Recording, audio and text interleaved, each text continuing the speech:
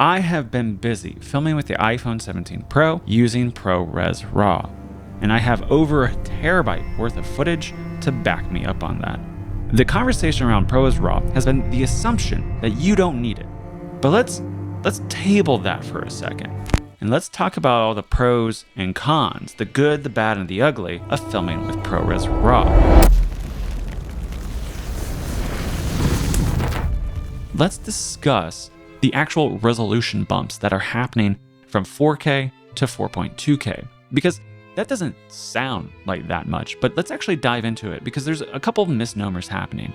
Because you're not technically shooting 4K, you're shooting UHD when using non-RAW formats. And UHD has a total number of pixels of 8,294,400. Now, had Apple only upped the resolution to DCI 4K, your total number of pixels would have increased by 6%. Now, that doesn't sound like a massive increase. That's actually over 500,000 more pixels in your image. But instead, we have 4.2K 17:9, which has a total number of pixels of 9,461,760, which is in fact a 14% increase in total number of pixels in your image. That's over 1 million pixels. And now we come to 4.2K OpenGate. OpenGate has 12,773,376 total pixels. That is a 54% increase in resolution, or to put it another way, over 4 million additional pixels in your image.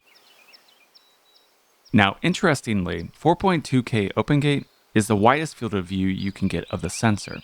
It is actually slightly wider than Photos and HD OpenGate, both of which are true 1.33:1 or 4:3 images, whereas OpenGate is a 1:9:1 aspect ratio, which is not a standard. It is, in fact, one of a kind for the iPhone. This is important to note because if you do plan to shoot anamorphically, your anamorphic D-squeeze will be different than what you would traditionally expect. The D-squeeze of 4.2K OpenGate is going to lead to pretty much non-standards. The closest standards for a 1.55x is 2.2:1 aspect ratio, which is rare, but was used for David Fincher's Mank. 1.33x will D-squeeze 1.85:1 aspect ratio. And these won't be perfect. You will actually have to crop ever so slightly. And I do mean ever so slightly. It'll just be a couple pixels. Now, while we're here, as expected, 17:9's field of view is much wider than 16:9 with stabilization turned on. However, with stabilization turned off, you can see that 17:9 is a crop of the same field of view as 16:9, which means 17:9, 16:9, and OpenGate 4.2K all share the same horizontal field of view.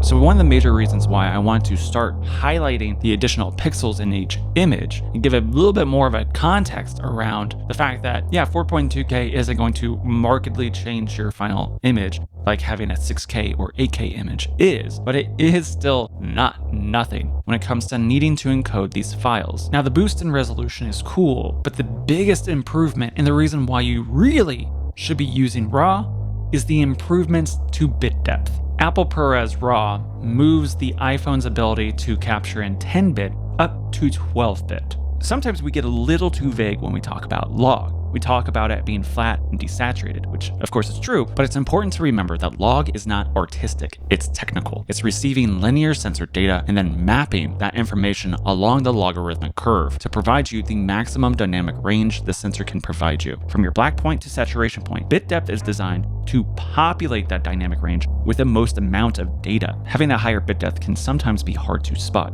However, having too little is easy to see. What happens when you have too much dynamic range without enough data is you get banding and posterization. This is why I forbid you from shooting H.264 with Apple Log. There is simply not enough data to create an image that does not include some level of banding or posterization. You need, at minimum, for a properly quantized image, at least 10 bits of information. Apple Log's original logarithmic curve mathematically provided more stops than what the iPhone sensor can provide you. This is why with Apple Log 2, the log curve remained exactly the same, because mathematically it doesn't need to shift at all. This is why ARRILOG C3, S-Log3 can be used in so many different cameras. Improving your bit depth will improve the gradation between each stop. If you're shooting in 10-bit Apple Log, you're looking at roughly 75 to 80 code values per stop above mid-gray. ProRes RAW is a linear RAW. However, if you choose to decode your image into Apple Log 2, in the RAW tab, you're looking at 350 code values per stop above mid-gray. So although having a higher bit depth will not give you more dynamic range, the lower end values will have more information to pull from as you color grade. So not only does a ProRes RAW file improve your resolution, it also extends the tonality of the dynamic range that you are capturing. So it's actually very impressive that quite often a ProRes RAW file can come in smaller than Apple ProRes 422. I did a 1-minute test in ProRes RAW HQ OpenGate. It came in at 10.16 gigabytes per minute. 17:9 ProRes RAW HQ came in at 7.67 gigabytes per minute. So you can see those file sizes are massive, but let's compare all the other file sizes available to us. And we can see that in third place in this simple scene, ProRes RAW HQ is much larger than ProRes RAW Standard in both OpenGate and 17:9. And not just by a little, by a full gigabyte per minute. But what's interesting is the difference between ProRes RAW HQ and ProRes RAW. Because let's take a second and look at the difference between HEVC and ProRes 422 LT. The difference in file size is 127%. So then what do we think two RAW formats differences in file size could be? Well, ProRes RAW versus ProRes RAW HQ has a 112% file size difference. Now, I want to put some context here because ProRes RAW is a variable bit rate. Because of that, I ran a second test. And if you look at the ProRes RAW white paper, it specifically notes that the higher the complexity of the scene or noise will cause the codec to commit the gravest sin of all. So I went ahead and did a noise pattern test, covering the front of the lens completely. So no light came in, so all we're recording is noise. And the file sizes changed drastically. What's interesting to look at is that we can see how every non-RAW format, data rates drop significantly. Even ProRes 422 HQ becomes markedly smaller, whereas ProRes RAW goes the opposite way, creating a much larger file. Very interesting is that ProRes RAW HQ moved only a little, whereas ProRes RAW jumped up massively. You can see just how much bigger ProRes RAW can become in complex situations. Now, it is important to note that ProRes RAW HQ is right in line with other proprietary RAW's highest quality setting. So R3D HQ, BRAW 3:1, and XOCN XT all have roughly similar megabytes per second. And because of this, we can learn use case using these other proprietary RAWs. So if we look at Red, they recommend only using R3D HQ in visual effects and high-end productions. This is really good news because now you don't really need to consider HQ unless you have a very specific reason to use it. So what does that mean? Well, it means don't avoid RAW for your special project. Whether that's commercial, a short film, a passion project, use RAW, but be smart about it. So if data rates in ProRes RAW aren't that much different than ProRes 422 HQ, why is my SSD failing? Well, that has more to do with power consumption. I would highly recommend checking out Michael Tubin's video all about this. His temporary solution. If you are filming ProRes RAW using an external SSD, you need external power. Now, obviously that is making the best of a bad situation. The actual issue has to be resolved with the SSDs that we used. What's important to note is that this most likely won't be solved by the iPhone's firmware, which means unfortunately a lot of SSDs that I liked, like this Zyke drive that I've previously recommended, just simply won't work reliably enough for me to continue to recommend them. However, the good news is that new SSDs are hitting the market that will provide sustained data rates while also not pulling so much power that the iPhone has to throttle its data. One that I've been testing lately is Plank's Creator SSD. It has been the first SSD I've used that I have no issues with. So I do recommend this. I will note they sent this out to me for free and I do have an affiliate link. So take the grain of salt as you will, but I would not recommend this SSD if I didn't think it was actually worth your time. Now, what is there to learn with this noise pattern test? A lot. Well, basically, here's ProRes RAW and ProRes RAW HQ, both of which look remarkably similar. There's a little bit more information in HQ. There's also less odd artifacting here in the middle of the image. But what you'll note is that when we move into ProRes 422, all flavors are completely black and white. They have scrubbed all chroma noise except for at the edge of the frame, you can see some chroma blobs that enter into the image.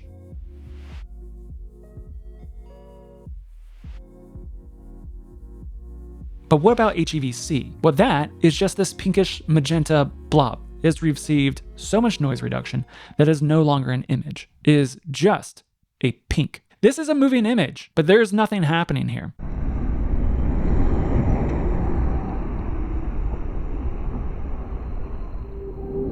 One of the great things about RAW is you can choose how to demosaic your image in post. That's one of the key features. In the RAW tab for ProRes RAW, there's a demosaic drop-down menu, and there's standard, and then there's custom. And what we've been looking at is ProRes RAW decoded in standard. But if we move it to custom, this is what it looks like. This means that there is some level of noise reduction going on when you move through ProRes RAW standard. This is a highlighted feature of how the ProRes RAW plugins work. Since Apple's intended goal with ProRes RAW is for it to become the ubiquitous standard for RAW capture, just like Apple ProRes has become, they provided camera makers with the ability to create their own camera maker plugin, which would decode with certain features included. One of the features listed in the white paper is noise reduction. As you can see in this nice graph, this is by design only a metadata tag. If you change your plugin from iPhone ProRes RAW to standard, which gives you the ability to decode into other logs natively, you will still have the iPhone ProRes RAW standard noise processing. To avoid this processing is to use iPhone ProRes RAW and then changing your demosaic to custom. So if you do want to change logs, all you need to do is create a CST and convert to whatever you want, but you have to do it in a node-based workflow. In actual footage, the difference between standard and custom is nearly impossible to tell the difference. In fact, the only way I can tell is to use a waveform.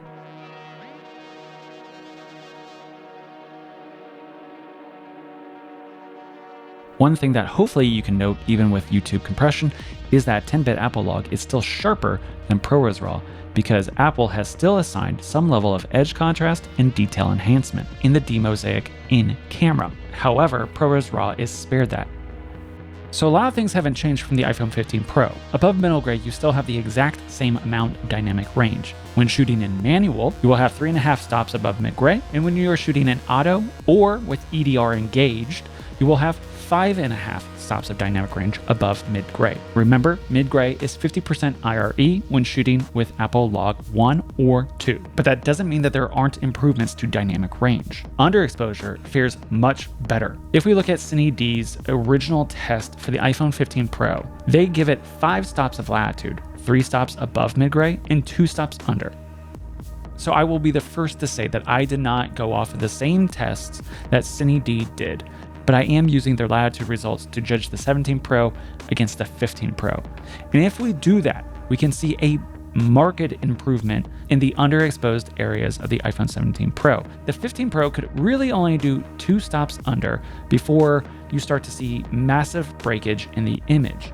Whereas with the 17 Pro, I don't see breakage until 5 stops under, meaning 4 stops under is as far as I would push my image. A 4-stop under image is fully recoverable with the 17 Pro. And if we use EDR or dual gain output, whatever your preferred verbiage is, that means we have 5.5 clean stops above mid-gray.